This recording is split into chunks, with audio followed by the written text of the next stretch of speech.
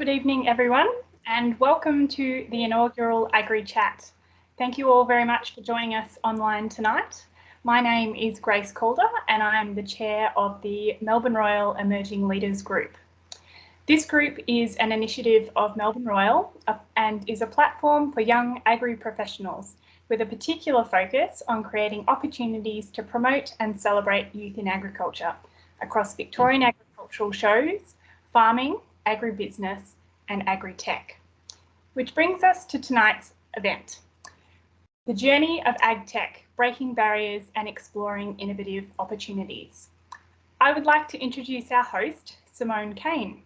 Simone is the co-founder and author of the award-winning educational brand George the Farmer, which teaches children about farming practices along with how food and fibre is produced. Simone is passionate about rural and regional Australia and is a current board director of Australian Women in Ag. Thank you very much, Simone. Thank you, Grace, and welcome everyone to the Agri-Chat Forum. It's a pleasure to be hosting this session as we discuss, debate and speculate on the topic of the journey of AgTech, breaking barriers and exploring innovative opportunities. It is my pleasure to introduce the three expert panellists who are participating in this inaugural Agri-Chat. Julia Waite is Head of Operations at SproutX and Program Director for SproutX Accelerator, Australia's leading accelerator and venture capital fund for food and agtech startups. Guy Coleman is a PhD student at the University of Student and Fulbright Future Scholar, currently based at Texas A&M University in College Station, Texas. His research focuses on the interaction between artificial intelligence for weed recognition and plant morphology in large-scale production systems. Guy, I hope you have your caffeine ready there. It's 2:30 in the morning. Kimberly Pelosis is the precision agronomist, Crawford Fund Scholar and Director for the Ag Institute of Australia. Kimmy is geared towards the intersection of agriculture and environmental science and is a passionate young leader in agtech and carbon markets. Over the next hour, the panel will each share insights and learnings from their professional journeys, whilst delving into the rapidly evolving agri-tech sector, including the new technologies and fresh ideas on how we tackle some of Australia's and the world's biggest challenges. If participants have questions to ask our panellists, we invite you to submit them into the Q&A section of this webinar. An icon can be found at the top right corner of your screen, which looks like a speech bubble. The Melbourne Royal team will be monitoring these questions and will submit to me throughout the evening, and I will share each with our panel members as time permits. So without further ado, I think we should get underway. So I'd like to start with a question for all of you to answer. In a couple of sentences, what does a typical day for you in AgTech look like? So we'll start with you, Julia. Cool, thank you. Hi, everyone.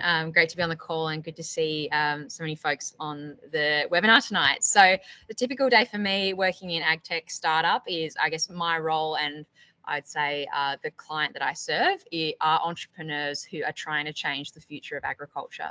So where I sit, I try and be a bit of an opportunity broker, helping them get introductions to customers, to grower groups who might want to trial or critique the product or service that they have. And then for others, it's about getting investments. So bigger innovations, particularly hardware. If we're looking at automation in horticulture, which is a big issue at the moment, for them to even get to that point of trial, they need investment. And so a big part of my role would be brokering investment relationships for those inventors so that they can get funding for their projects. Amazing. You must have some amazing contacts, Julia. Yeah, with all the people that you're speaking to. And Kimmy. Hi everyone, happy Ag Day Eve. So I guess first I'll tell you what I do. I'm a precision agronomist and for an AgTech company. What that means is we help growers grow the best crop they can, and that's what agronomists do. And I guess the tech side, the precision side, involves using the data they have and the data we can record to kind of get the best outcome from the inputs. So like variable rates in fertilizer, say right now is what we're doing at the moment. A typical day for me would be if I'm not out on farm meeting with growers and checking their equipment and ground truthing, I'm probably out, like going through software and seeing if we have the right data in our program and making sure that the crop modeling is up to spec. But it's pretty exciting. Every day is different. Yeah, so that's me in a nutshell. Beautiful. Thanks, Kimmy. And Guy, how about you? Thanks, Simone, or howdy, everyone, I guess I should say. So I guess I'm more on the research side of things. So I'm a step back from the commercialization and that I guess that Kimberly and Julia have talked about. And I look at more of the problems that people are, that are out there, and how we can address those through the scientific process and through research and data acquisition. So that kind of brings into a whole range of different things. So obviously there's the data collections. So sometimes I'm out in the hot Texan sun over the summer. That was collecting images of weeds. And so I work specifically in weeds. And then another part of that is the data analysis. That's actually annotating those images of where the weeds are. So that's sitting behind a desk, doing that quite manual process. And then of course there's the software development. So I get to do a bit of coding and software development and testing. There's also hardware development, so mucking around with 3D printers and Raspberry Pis, minus the E and the I guess the Raspberries, and more of the embedded computers. And yeah, obviously writing as well. So the soft part of science is writing. So I guess they're the major areas I work in, and that's the day-to-day will vary between each one of those, but that's a great part of science and why I do what I do. I have to ask, where did the fascination with weeds come from? It developed over a while, I guess. I think weeds are a massive issue with crops, and they take away from the crop development. And they're also just quite amazing plants and biological organisms, the way they can adapt to a range of different stresses. So they're just interesting things to work with. A good opportunity to tackle. Yeah, for sure. Yeah. So Julia, what do you feel are the main opportunity areas in AgTech for young professionals at the moment? Sure. Well, I'm probably the last person you'd expect to end up in agriculture, let alone ag tech. If you looked at my resume, starting out as an English major, but I think it's you don't need me to stand up and say it's obviously a real boom industry at the moment. I think enrollments in ag science have never been higher. We sit very close to some recruiters who are hiring for agri businesses, and they think this is going to last for 3 years. This sort of frantic, rush to get more agribusiness agronomist type roles into agri. But for me, I think there's a broader opportunity, not just for ag science types or for people who maybe will translate ag tech onto farms and sort of be the kind of extension officer of ag tech on farms. But all these new agri businesses and ag tech companies need people with those broader skill sets. They need marketers. They need people to sell the mission behind what that tech is going to deliver to the farmers. They need developers to not go and start an e-commerce platform. They need them to come over and be working on agri-tech startups and new businesses. So I see the opportunities rather for people in a broad spectrum of skill sets to come to the opportunity that is ag. Yeah, great.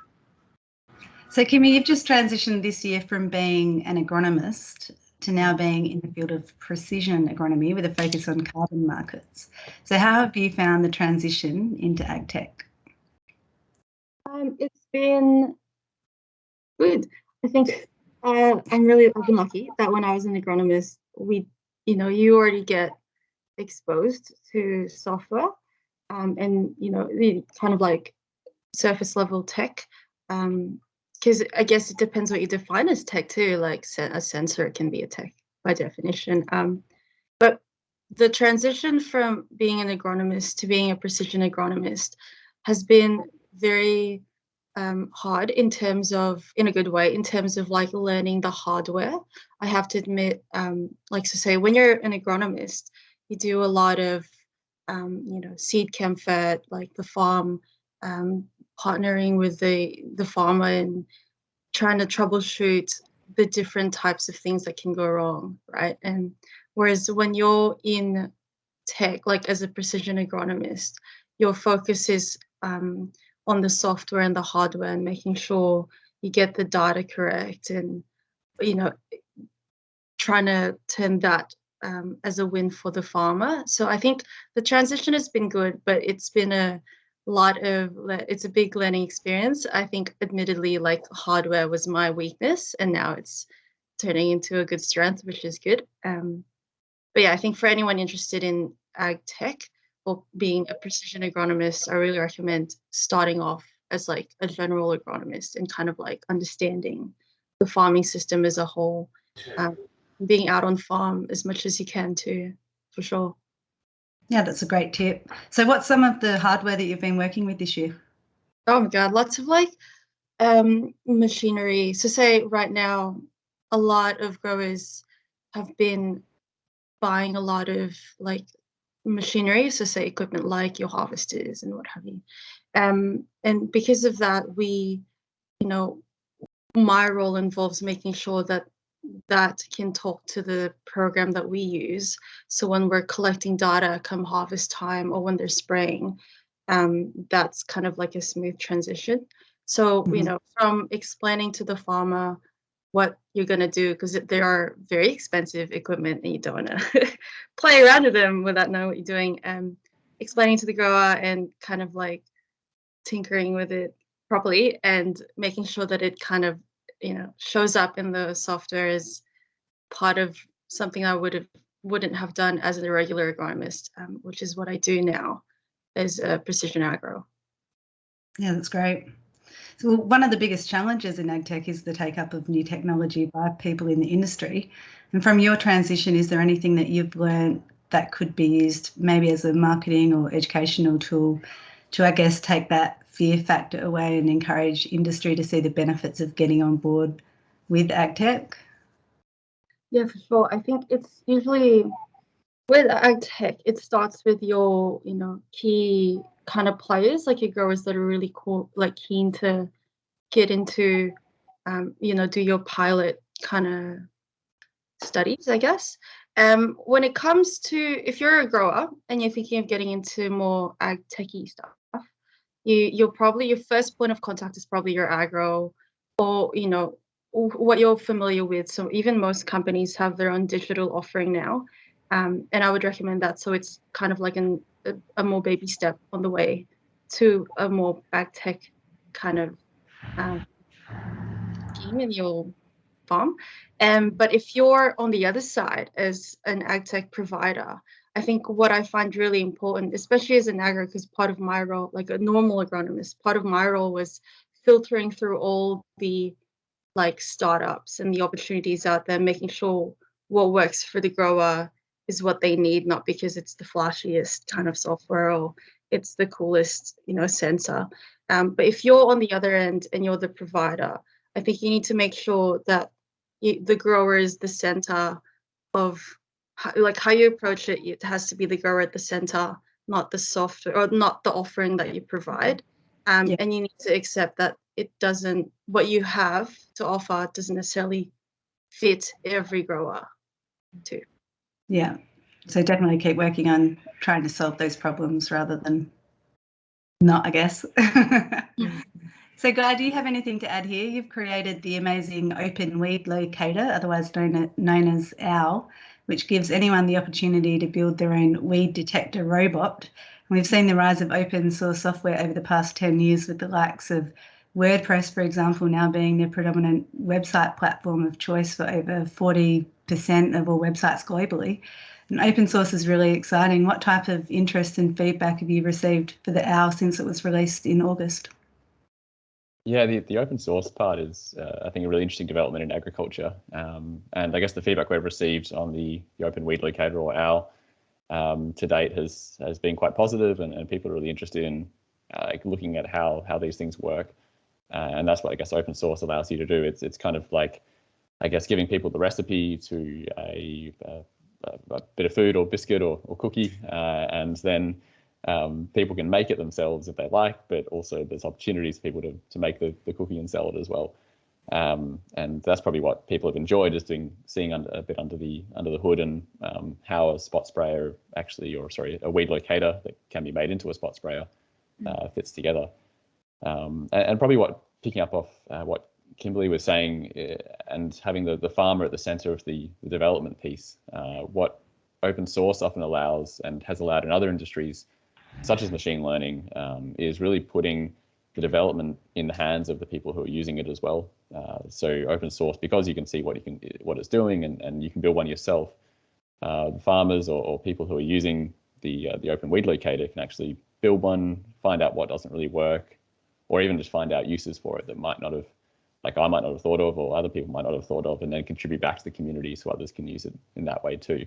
So it's almost open source is a great way of having that bottom up, grower-led, community-led development that can really push it in some interesting ways. I guess for one example, it was developed as a green on brown spot sprayer, so it just picks up anything that's green. It's pretty basic, no machine learning in there.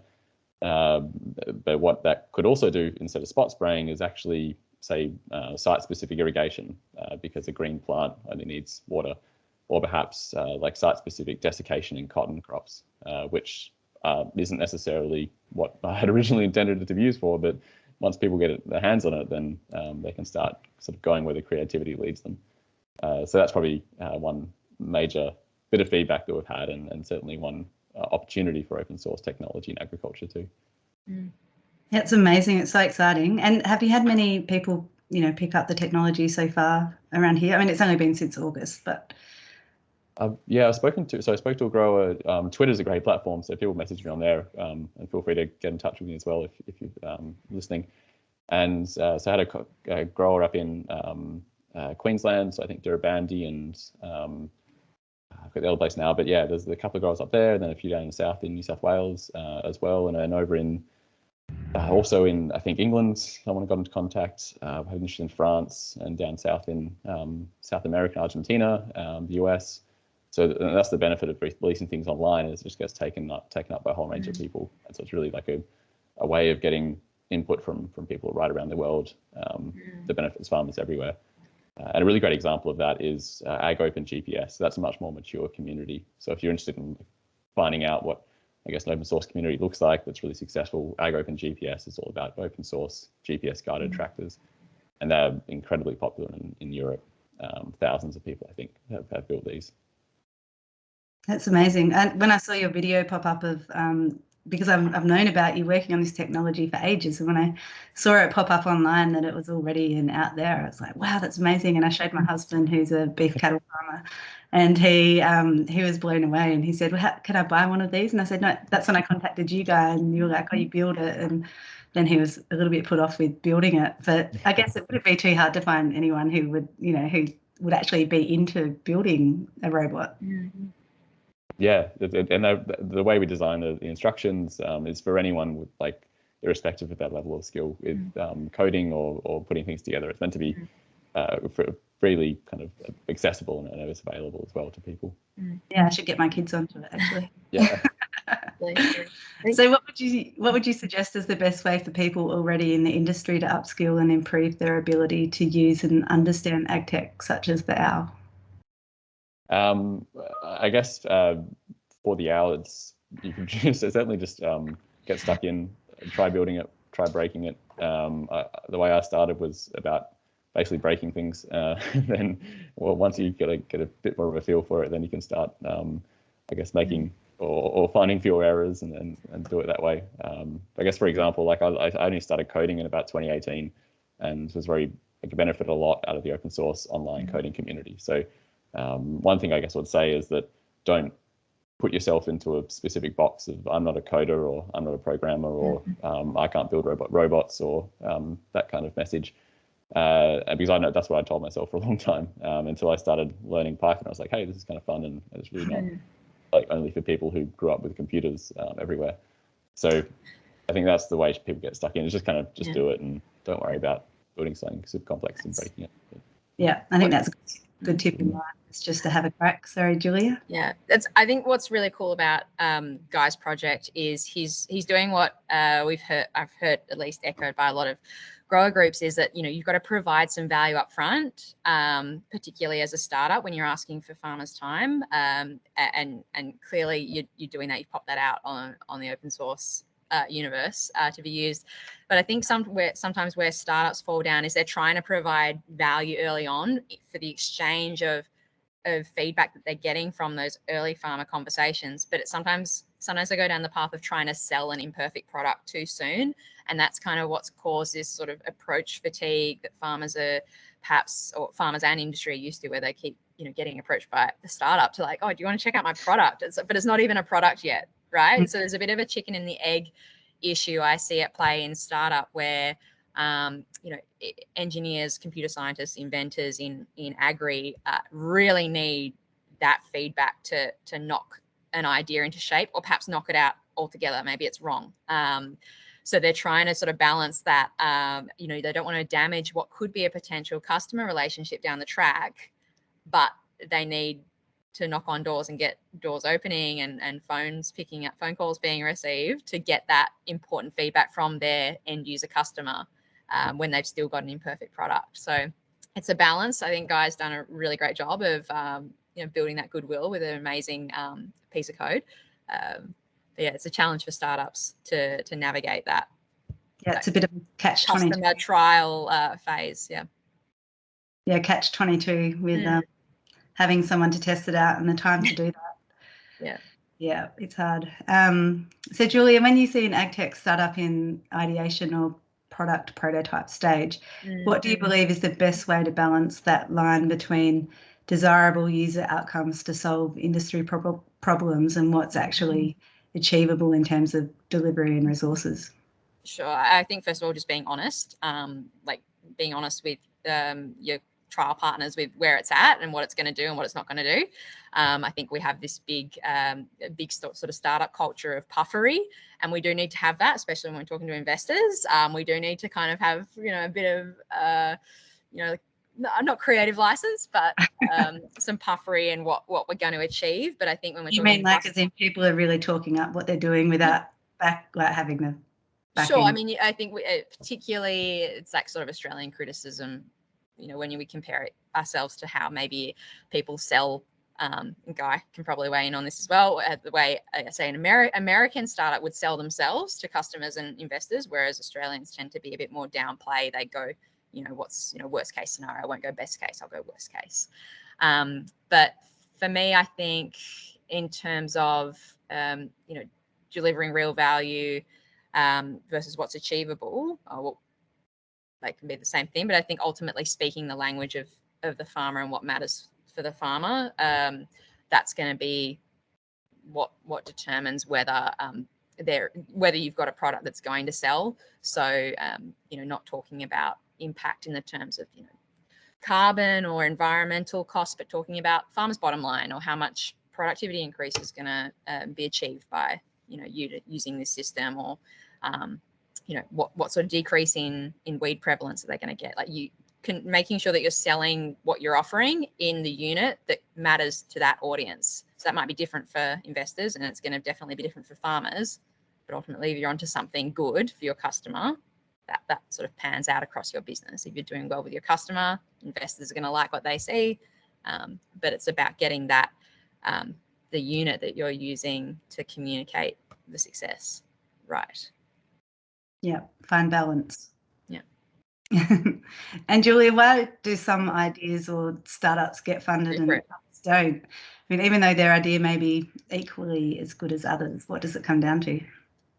It's super tough. I think I'm at the very early stage of the funnel, proof of concept stage. But again, it was really about, if lots of people can arrive at a great idea, a great premise for a startup, it's ultimately about execution. And when you're a team of 3 people or 2 people or 1, it's really about your people and the people you can bring around and the expertise there. So that's probably what we look at most. Does this collection of people have the ability to deliver on this idea? So when someone comes to SproutX with an idea, or they go through the pitch process, I'm not really totally over what happens with SproutX in that, initial stage. I guess there's an application and then you need to pitch to SproutX. Yep.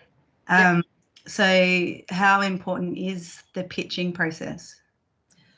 I think like in terms of the pitch theatrics and that sort of Shark Tank thing, Yeah. I do feel it's a bit difficult because sometimes that kind of very extroverted, charismatic communication piece can be overstated, right? And it's all sort of glitz and no substance.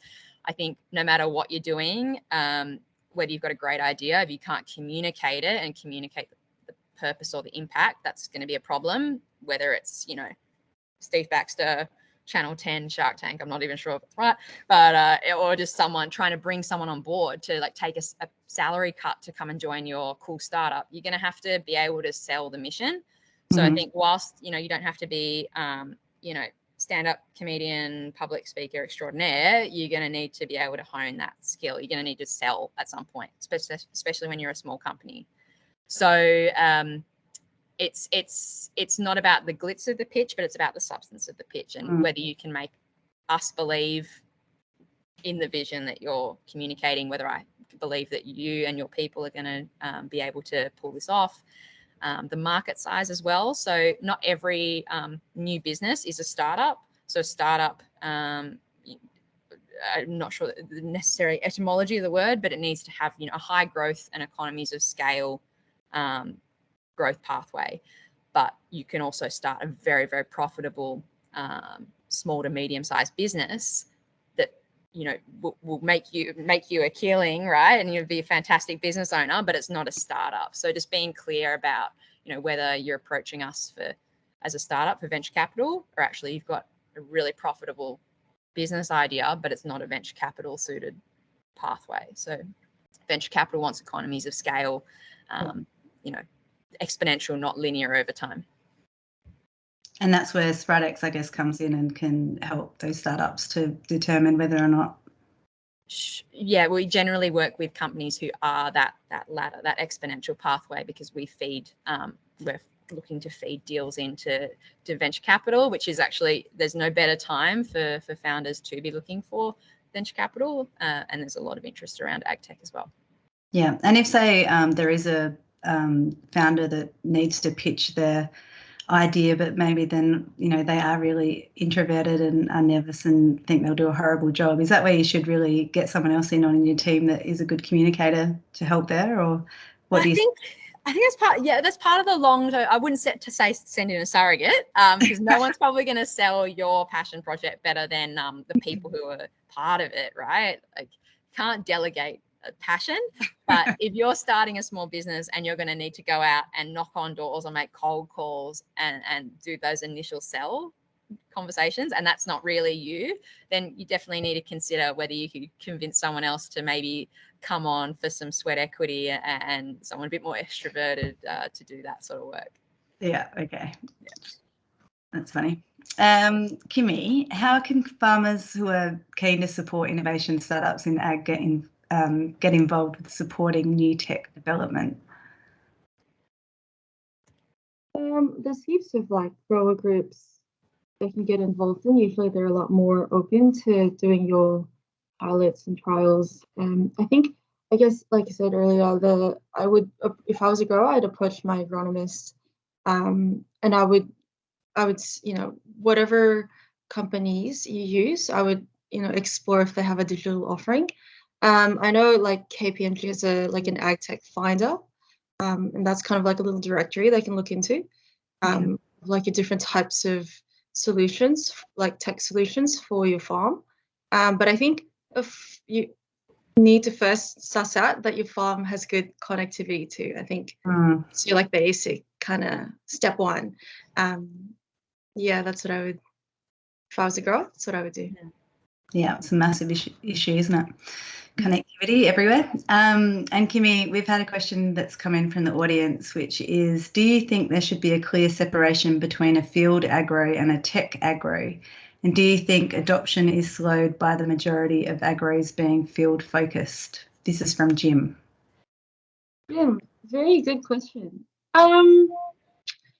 Okay, so currently in my role, I'm like a precision agro, and when I deal with a grower, they tend to have their own agro, right? When you're an agronomist, I think like farmers, you tend to be time poor in some parts of the year. So say when it's crunch time with certain sprays, you'll be out and about a lot, so you won't have the time to focus on the tech. I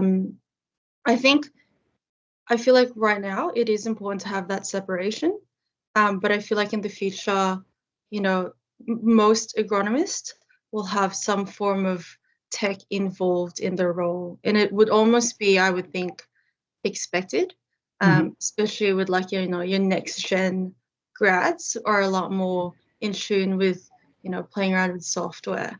So I think next generation start moving through. Yeah. But I guess to say right now I'm doing tech stuff, but I wouldn't be on top of the most the newest chemistry for weeds. So whereas your like conventional agronomist, your field agronomist would be their domain. But if you want to be like the best agronomist, you'd do both if you could. But again, there's only 24 hours in the day, so it's all about specialty, I guess. But that is a very good question. Thank you, Jim. And Kimmy, with that, I mean, how much professional development do you do in your role, to upkeep with everything that's going on? I guess a lot is the answer. I guess, okay, so if I'm an agro, you've got your the professional development in terms of like making sure you're on top of the newest chemistry, seeing your field trials, seeing what's out there, and making sure that relates to whatever area you're in. Precision agronomists tend to be not as location sensitive. Like I have growers in different states, and I will not, I'm not gonna pretend to know all the crops in Queensland, from Queensland to Vic, SA, Tas, right? The PD that's involved in precision agronomist is more so like your hardware and is playing around with software and more like problem solving, I guess, in general. And I think if you're a grad or early student, I would for sure like know Excel, like learn how to use Excel properly, and even like look into your GIS programs. R for stats, like Guy mentioned with Code Academy, get into coding. It's free, and you do it at your own time, which is really good. That's great. So Guy, correct me if I'm wrong, but I believe the owl was created originally for the ginger industry. Is that correct? It was more of a passion project, I guess, to try and fill the gap of lack of agricultural projects online for anyone to like learn how to code and that kind of thing. Did you target the ginger industry with like testing the owl? Did I read that? So we do work with the ginger industry in other projects. I guess so my previous role was as a precision weed control scientist with the same group, but I decided to go back and I guess get a PhD. But so we have worked with them in site-specific weed control, but the owl, I guess, was more of a general. It's probably not quite as precise as is needed for those production systems. Yeah. Because kind of different production systems require different levels of precision in I guess the detection of weeds. And so this was meant to be a more of a broad, general weed detection device, I guess, that could be used in a range of different scenarios with a bit of adaptation. Well, based with that, and I guess it's multiple uses that it can have across different products. How could other ag industries attract more ag tech development to solve their problems? Yeah, it's a good question, and there's probably no silver bullets. I guess some of we touched on a little bit before, in that people or industries that are receptive to new ideas or the risk that ag tech brings with it. So as Julia mentioned, that sometimes there's potentially that there's risks of things not working out correctly or as planned, and potentially being aware of those risks and accepting that while that is there, that there are potentially large benefits to that. And then as Kimberly's mentioned as well, it's those like connectivity things and also what's makes the industry easy to work with, as from a research perspective, is I guess consistency or accessibility to growers that have experience or want to share problems or discuss solutions. That approach as well is really important, because without knowing what the problems are or what the production system is, or the consistency of the production system, then it's often more difficult to try and develop solutions for their problems. That's from the research perspective. Yeah. So is that what a developer often does? Like, do they go out and actively seek a grower group like that to come up, try and solve a problem? They perhaps should, but yeah, so Julia's smiling. It's a bit different, I guess. That it depends where you are, but often it's people looking with solutions, looking for a problem sometimes. And from a research perspective, it's very much driven by grant funding. So that's the realities of it. Okay, I think there's another question for you. Oh, sorry, Julia, were you going to say something? Oh, just more that I think the last thing the agricultural industry wants is AgTech like coming to it, unless there's a real pull factor of an issue for it to solve, right? I mean, just because it's not there's not a digital technology solution for something doesn't mean that maybe the management happening on farm isn't perfect for the job, right? You don't always need to have a digital solution if it's working just fine. So yeah, kind of a topic that I think we're going to get to later in the chat is automation for sort of supplementing the labour gap, and that being a really huge pull factor in AgTech at the moment. And so I think it's got to be led by a genuine problem in the industry or on farm before tech comes knocking on the door.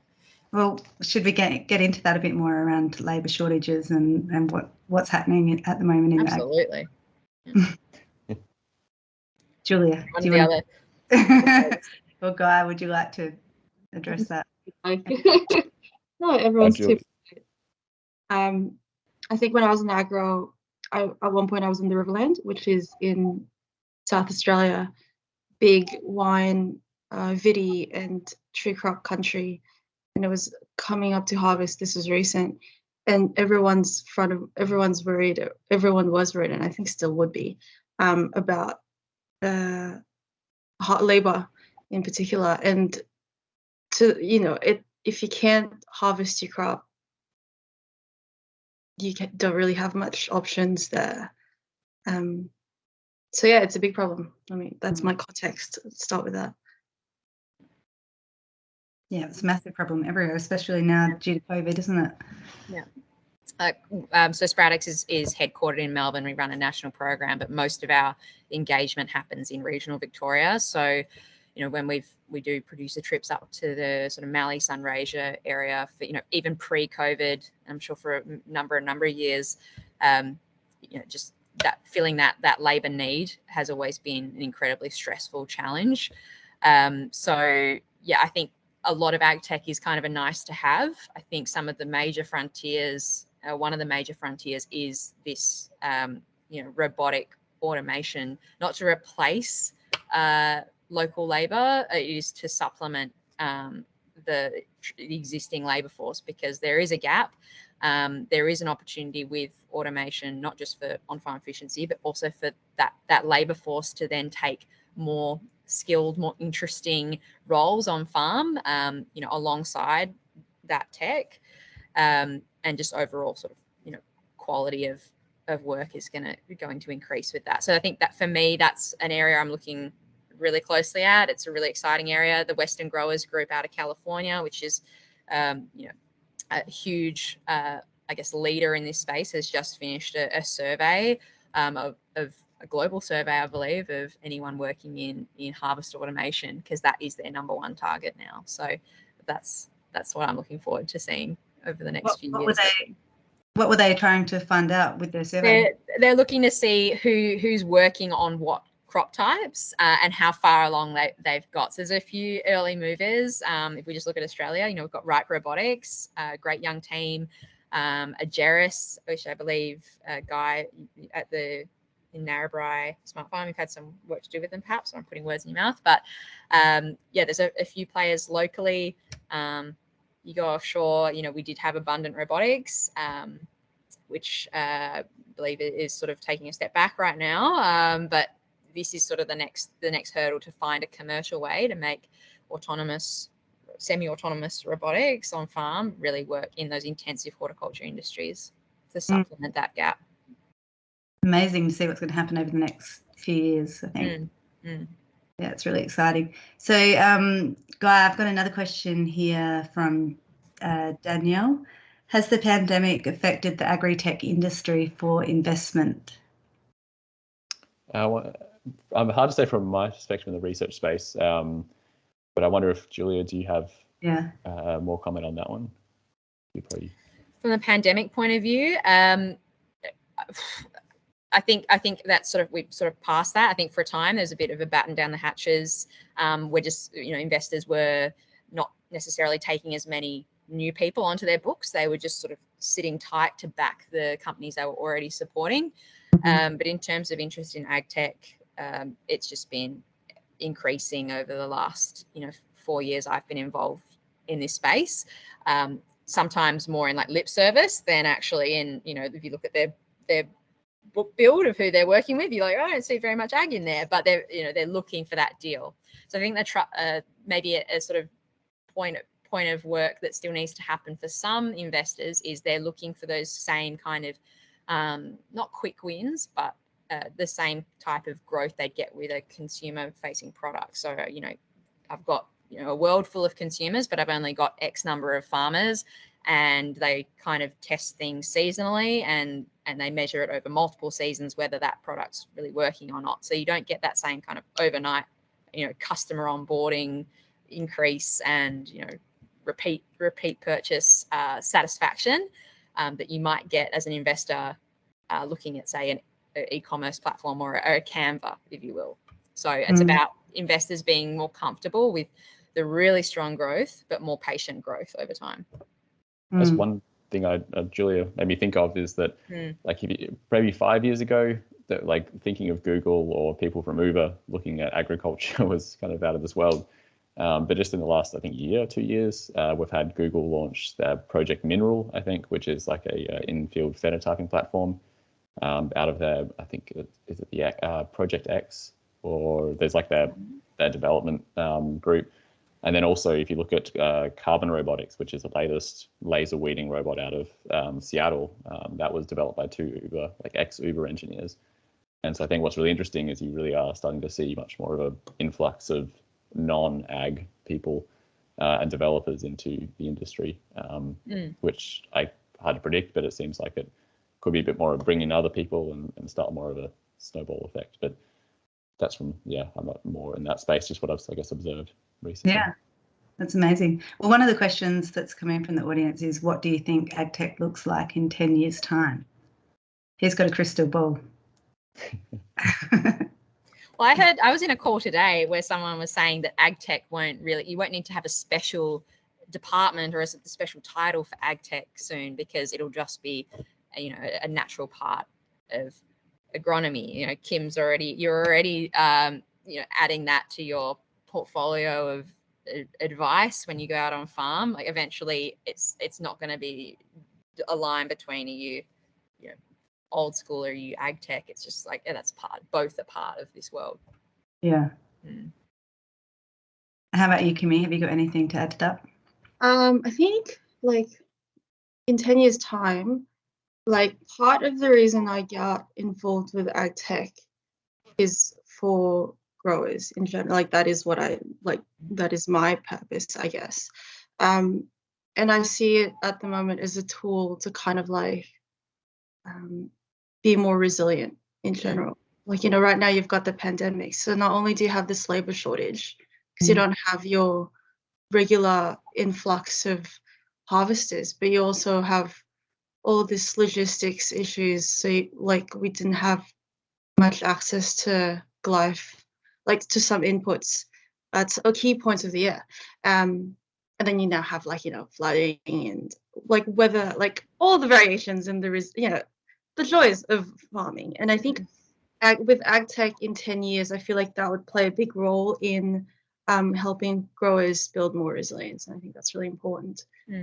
So I think obviously there'd be a bigger uptake. I would see it like not just in 10 years, but probably even more like 5, because of the fact that you'll have these growers that did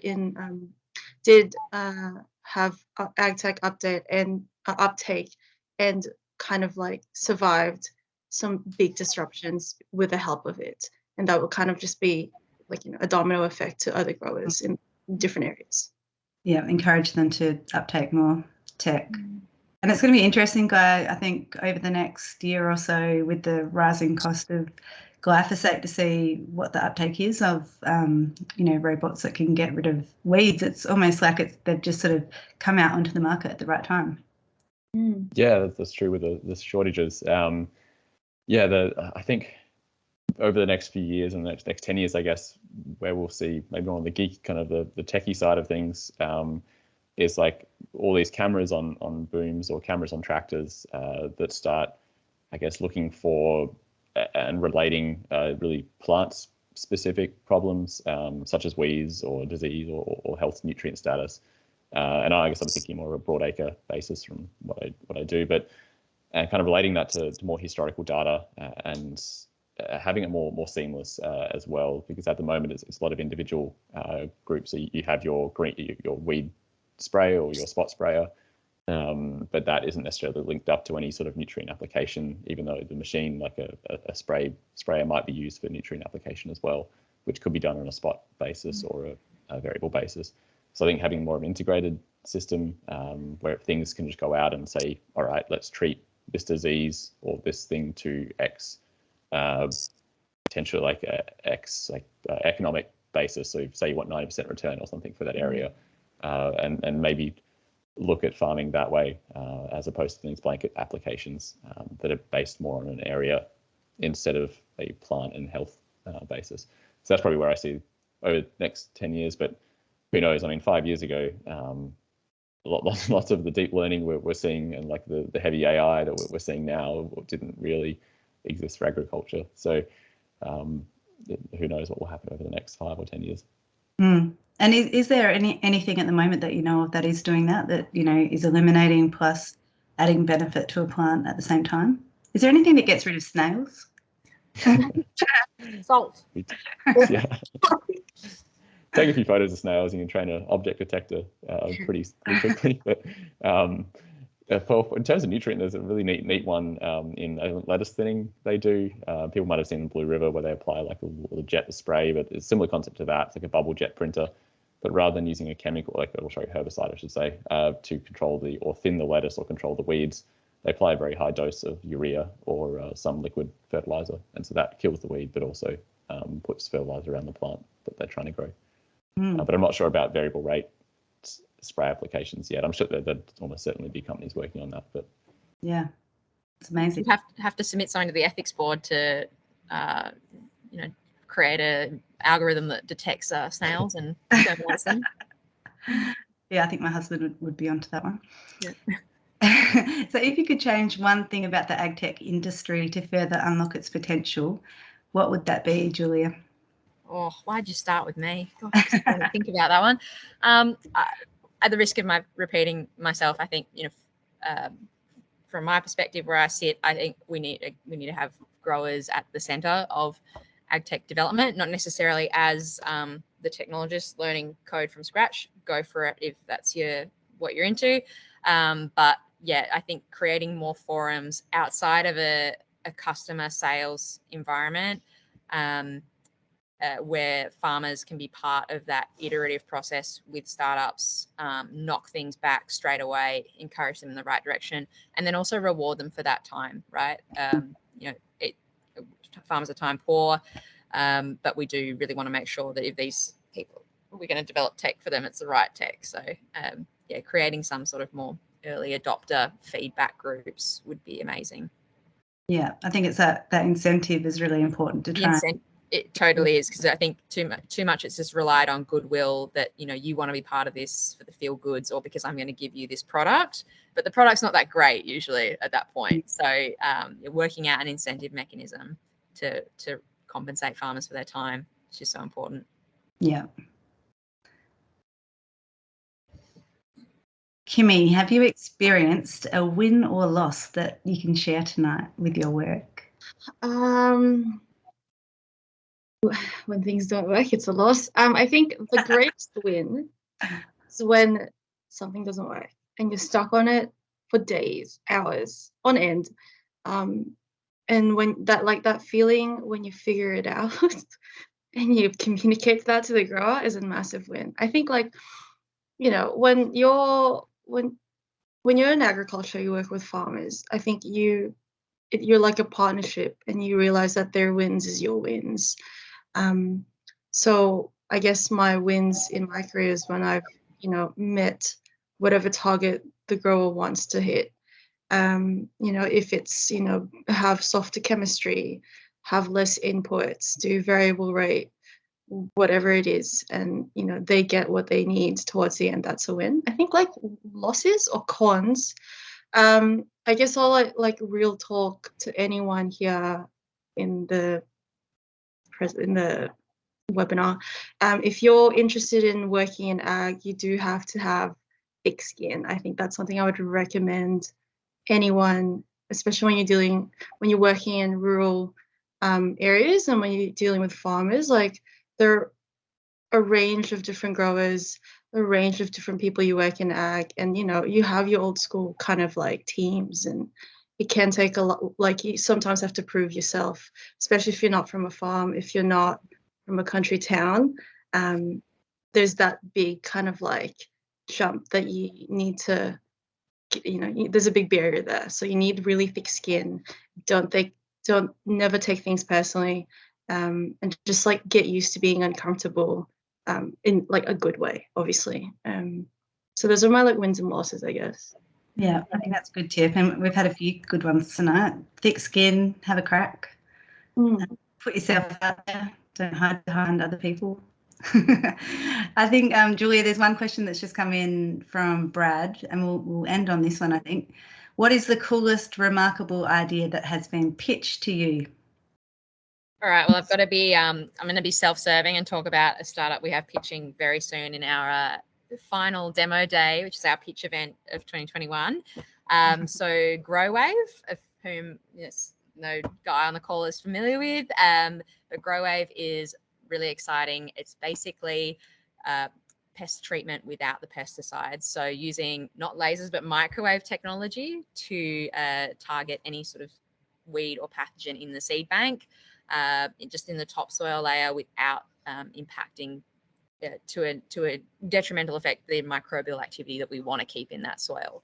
So they're doing field trials in New South Wales and Victoria in the berry sector, and just coming up with some remarkable field results that have been published. So something to the degree of 80 to 90% reduction in weed prevalence with a GrowWave treatment, as opposed to the conventional treatment that the grower was using prior to them.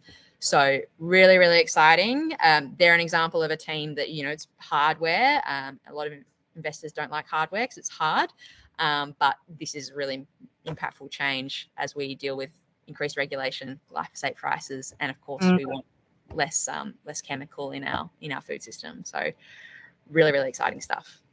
Yeah, that's amazing. And I mean, berries are sort of known to be one of those fruits that are pretty much, they need a lot of spraying. Is that right?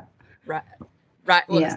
They need a lot of spraying, and they seem to be very susceptible when there is, a pathogen in the field, and, horrendous crop losses in a blink of an eye. So exciting stuff there. Yeah, amazing. Thanks, Julia. Well, what an interesting and thought-provoking conversation we've had tonight. It's almost time to wrap up. And I'd like to thank all our participants for tuning in. We've had some great questions come through tonight, which has stimulated some great discussion. It's fantastic to see so many get involved. To our panellists, I've loved the discussion, and I'm sure our participants have too. Thank you for being here tonight. And before handing over the reins to the Vice Chair of Melbourne Royal Emerging Leaders, Tom Havers, I'd like to leave you all with a quote I came across on LinkedIn this morning by the amazing Simone Kain, and I thought it was appropriate for the AgTech space. I hope you like it. It is, "To be a pioneer is to stand on a shore and look out to land no one can see, know there are dangers we cannot imagine, and set forth anyway." So to all of the AgTech pioneers out there, go forth, and over to you, Tom. Thank you, Simone, and thank you to our panelists, Julia, Guy and Kimmy, for what was really a fantastic forum. A huge thank you has to go to you, Simone, for your facilitation and fantastic questions. We really are lucky to have such an experienced and well-versed host for our first Agri-Chat. Thank you to the Melbourne Royal and my fellow Melbourne Royal Emerging Leaders Group members for the hosting of this event and for all of those that worked on it in the background. We will be working towards hosting Agri-Chat as a series of in-person and webinar events, so invite our participants to look out for these events coming up. And thank you again, everyone, and good night.